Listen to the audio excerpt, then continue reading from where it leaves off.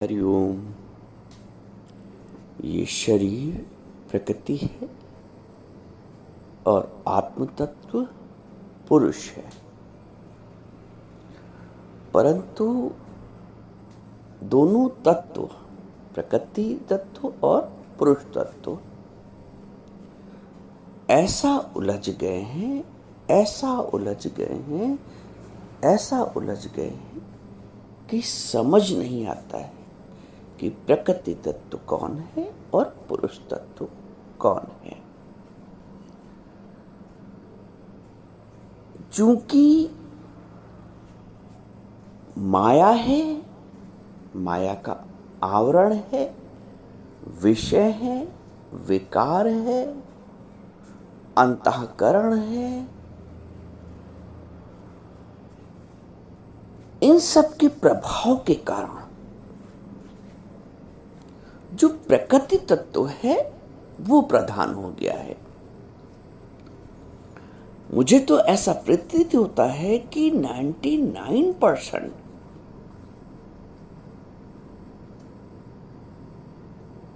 मनुष्य अपने आप को प्रकृति का ही तत्व जानता है, अपने आप को शरीर जानता है। शरीर का गुण है उत्पत्ति और लय होने का। शरीर का गुण है होने का, घटने का, बढ़ने का। शरीर का गुण है स्वस्थ रहने का, अस्वस्थ रहने का। मन का गुण है दुखी सुखी होने का। जितने भी प्रकृति के तत्व हैं 25 के 25, ये बहुत प्रभावशाली हैं। अभी बात पूरी समझिएगा आगे चलकर। जितने भी प्रकृति के तत्व हैं बहुत प्रभावशाली, लेकिन फिर आप समझिए प्रभावशाली हैं, लेकिन फिर भी वो उनकी अपनी सत्ता भी कुछ नहीं है। प्रकृति के तत्व प्रभावशाली बहुत है, इतने प्रभावशाली हैं कि मनुष्य इनके प्रभाव में आकर पुरुष तत्व को जान ही नहीं पाता, अपने ही पुरुष तत्व को। इतने प्रभावशाली ये प्रकृति के तत्व हैं। मैं ये बता रहा हूं आपको कि ये प्रकृति के तत्व प्रभावशाली तो हैं, पर इनकी अपनी कोई सत्ता भी नहीं है। इनकी जो भी सत्ता है वो पुरुष तत्व से है, और पुरुष तत्व ऐसा भूला रहता है इनके प्रभाव के कारण कि हम जीवन भर उसका स्मरण नहीं कर पाते।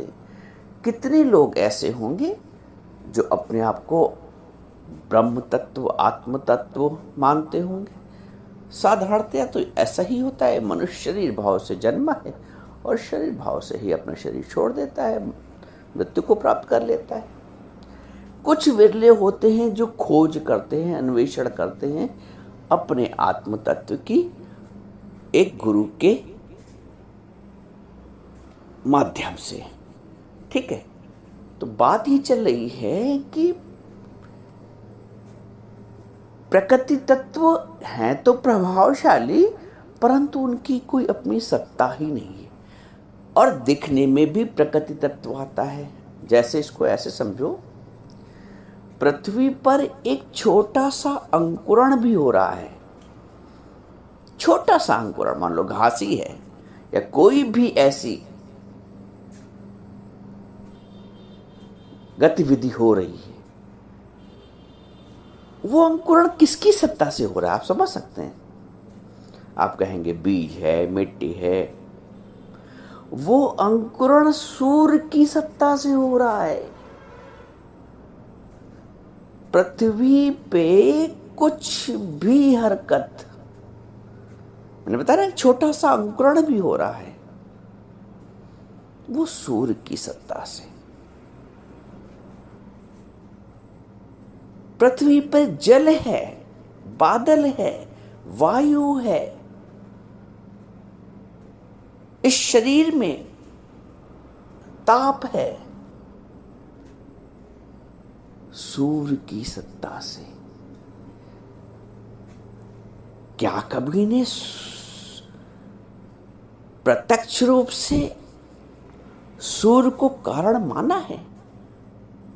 नहीं, उधर ध्यान ही नहीं जाता है। क्या ध्यान है, कितना ध्यान रहा?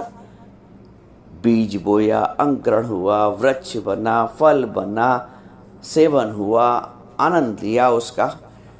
एक पक्ष आपने सिर्फ देखा सदैव। जो कुछ भी पृथ्वी पे एक छोटी सी भी हरकत हो रही है प्रकृति के तत्वों में,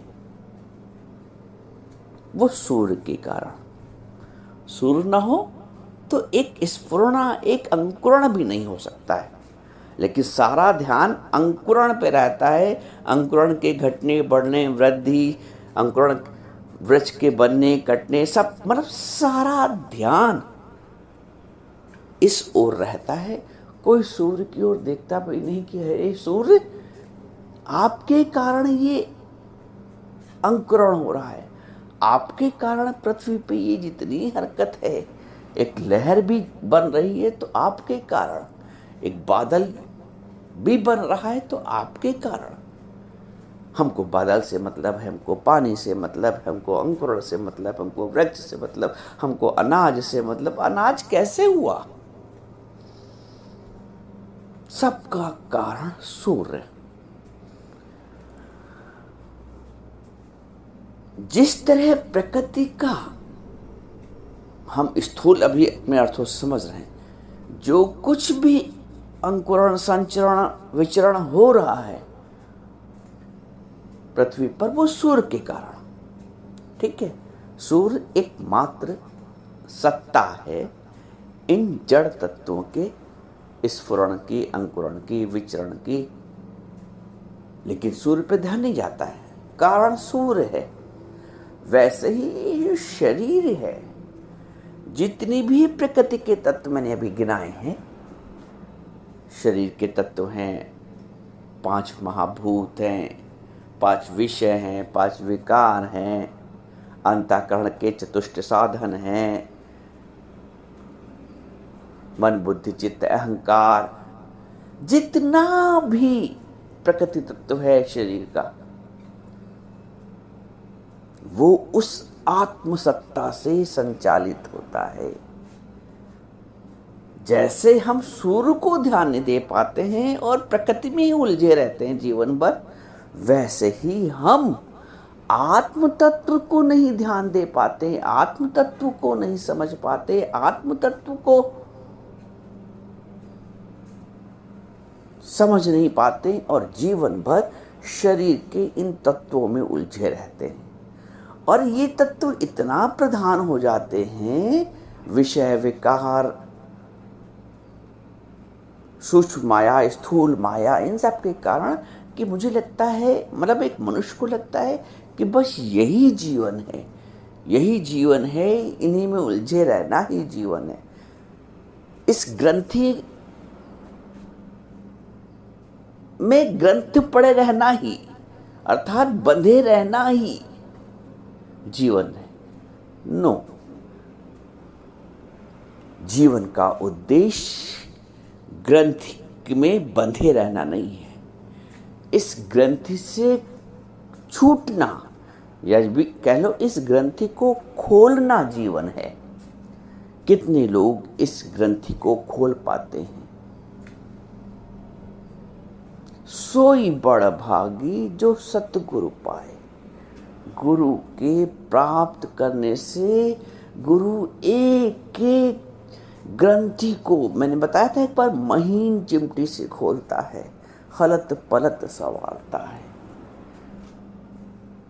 ये चित्त जड़ ग्रंथि आपस में इतनी उलझी हुई है, तुम जीवन में आके अनेक प्रकार की विद्याएं प्राप्त कर लो, अनेक ज्ञान प्राप्त कर लो, अनेक सत्कर्म कर लो, असंख्य पूजा, असंख्य ताऊ, असंख्य, नानक जी बोलते असंख्य कर लो, लेकिन जब तक ये तुम्हारी चित्त जड़ ग्रंथ नहीं खुलेगी, तुम अपने आत्म तत्व को अलग करके नहीं जानोगे।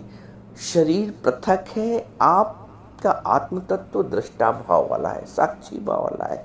आपने अपने आप को जड़ तत्व मान लिया है। चित्त और जड़ दो बात है, दोनों आपस में ऐसे उलझ गए हैं अज्ञान के कारण, अविद्या के कारण। सबका कारण अविद्या है, अज्ञान है। दोनों तत्व उलझे हुए हैं। इन उलझे हुए दोनों तत्वों को सुलझाने के लिए मनुष्य का जन्म प्राप्त हुआ है। इन दोनों उलझे हुए तत्वों को पृथक पृथक करके जानने का, जैसे आप अपने आप को चूंकि शरीर मानते हैं तो जन्मने और मरने वाला मानते हैं, आप अपने आप को मन मानते हैं तो दुखी सुखी भी मानते हैं, अपमानित अपमानित भी मानते हैं, आप अपने आप को एक बंदा मानते हैं तो अहंकार भी अपने तत्व भी अपने को मानते हैं। आप ही मन बन जाते हैं, आप ही बुद्धि बन जाते हैं, आप ही चित्त, आप ही अहंकार, जबकि चारों जो तत्व हैं अंतःकरण की, ये भी जड़ हैं, ये भी आत्मा की सत्ता से प्रकाशित होते हैं। ये भी आत्मा की सत्ता से प्रकाशित होते हैं। और आप ये जड़ तत्व नहीं है। आपने माना अपने आप को जड़ तत्व, अपने को शरीर, अपने को मन, अपने को बुद्धि, अपने को चित्त, अपने को अहंकार स्वरूप माना है, परंतु आप आत्म तत्व हैं, साक्षी तत्व हैं, प्रकाशित तत्व हैं। आप इनको प्रकाशित कर रहे हैं। और जब तक आप अपने साक्षी तत्व को, अपने प्रकाशित तत्व को, अपने सत्ता तत्व को नहीं समझ लेंगे, तब तक आप उलझे रहेंगे। और अपने प्रकाशित तत्व को जानना ही मोक्ष है, अपने साक्षी स्वरूप को जानना ही मोक्ष है, अपने शांत स्वरूप को जानना ही। प्रकृति अशांत है, प्रकृति में उथल पुथल हो रही है, आत्मा में कोई उथल पुथल नहीं। आत्मा का स्वरूप शांत स्वरूप है। तो जब आप अपने शांत स्वरूप को जान जाएंगे, चित्त की अवस्था शांत हो जाएगी, तो वो शांत अवस्था ही मोक्ष है। और जब तक आप अपनी शांत अवस्था तक नहीं पहुंच जाएंगे, आपकी ये जो जीवन यात्रा है ना, वो भिन्न भिन्न योनियों से गुजरते हुए वो चलती ही रहेगी। इस यात्रा का कभी अंत नहीं होगा जब तक आप अपने आत्म तत्व को नहीं समझ जाएंगे, जब तक आप अपने आनंद तत्व को, अपने शांत तत्व को तक नहीं पहुंच जाएंगे। आपकी ये यात्रा है, चलती ही रहेगी। इसीलिए हमारे शास्त्रों में, वेदों में मोक्ष की विचारधारा रखी गई है, कंसेप्ट ऑफ मोक्ष। ये कंसेप्ट यहाँ से ही आया है कि अंततः मनुष्य को वो आनंद, वो शांति, वो साक्षी भाव, वो दृष्टा भाव, वो निर्लेप भाव में मनुष्य स्थित हो, यही मोक्ष है। और मनुष्य इसका पूर्ण अधिकारी है। इसलिए वेदों में मनुष्य के लिए मोक्ष का प्रावधान रखा गया है। मोक्ष एक अवस्था है, मोक्ष एक स्थिति है जहां हम अपने को आत्म तत्व मानकर, आत्म तत्व समझकर और प्रकृति को अपने से परे मानकर, उसका दृष्टा मानकर आगे बढ़ते हैं। तो जब प्रकृति के जो जितने भी तत्व हैं, बनना, मिटना, विलय होना, बढ़ना, घटना, सड़ना, जो कुछ भी विकृति है, प्रकृति की विकृति, वो हम में नहीं आती है। तो जब हम अपने आप को प्रकृति के विकृत तत्व से पृथक कर लेते हैं, वो अवस्था मोक्ष की होती है। फिर समझें, जब हम अपने आप को प्रकृति के विकृत तत्व से, प्रकृति में विकृतियां ही हैं और आप निर्विकृत हैं, आप में कोई विकार नहीं है, आपने अज्ञानवश अविद्यावश अपने आप को विकारी माना है। तत्वतः आप में कोई विकार नहीं है। तो जब आप अपने आप को प्रकृति के विकृत तत्व से पृथक मानकर, साक्षी मानकर, दृष्टा मानकर जीवन का यापन करते हैं, तो उस स्थिति को जीवन मुक्ति की स्थिति कहते हैं। उस आनंद को जीवन मुक्ति का आनंद कहते हैं। और इसी लक्ष्य विशेष के लिए मनुष्य का शरीर प्राप्त है, मनुष्य का जीवन प्राप्त है। और मनुष्य को अपना लक्ष्य, अपना उद्देश्य, अपने जीवन के महत्वता को समझना पड़ेगा। इसी के लिए ईश्वर ने करुणा करके ये शरीर, मानव देह हम सबको प्रदान किया है कि अपने लक्ष्य को जाने। ईश्वर अंश जीव अविनाशी, चेतन अमल सहज सुख राशि। कब जानोगे? कब जानोगे? भगवान कहते हैं ईश्वर अंश जीव अविनाशी, चेतन है, जीव चेतन है। आप चेतन हो, जड़ शरीर नहीं हो, चेतन हो, अमल हो। आप अमल हो, आप में कोई मल नहीं है, आप मल रहित हो। न मन का मल है, न शरीर का मल है, न विकार का मल है। समझो तो, खाली पढ़ते हो चौपाई को। ईश्वर अंश जीव अविनाशी है, कभी नाश नहीं है जीव का। आपने अपने आप को नाशी मान लिया है। यही चित्रण ग्रंथि है। ईश्वर अंश जीव अविनाशी चेतन। आप चेतन तत्व हो, शरीर तत्व नहीं हो। चेतन अमल, आप में कोई मल नहीं, आप विकार रहित हो। सहज, आप सहज हो, आप उलझे हुए नहीं हो। आपने अपने आप को उलझा हुआ मान लिया है। सुख राशि, आप सुख राशि हैं, जबकि जीवन भर दुखी भरा रहता है। कारण अविद्या, कारण अज्ञान, कारण सतगुरु का जीवन में ना होना। गुरु ने जब जीवन में पदार्पण किया, हमारी ये ग्रंथि खुल गई। हम चेतन अमल सहज सुख राशि हो गए। तो जीवन के उद्देश्य को, जीवन के लक्ष्य को, जीवन की उलझन को सुलझन में बदलने के लिए मनुष्य का जीवन प्राप्त हुआ है।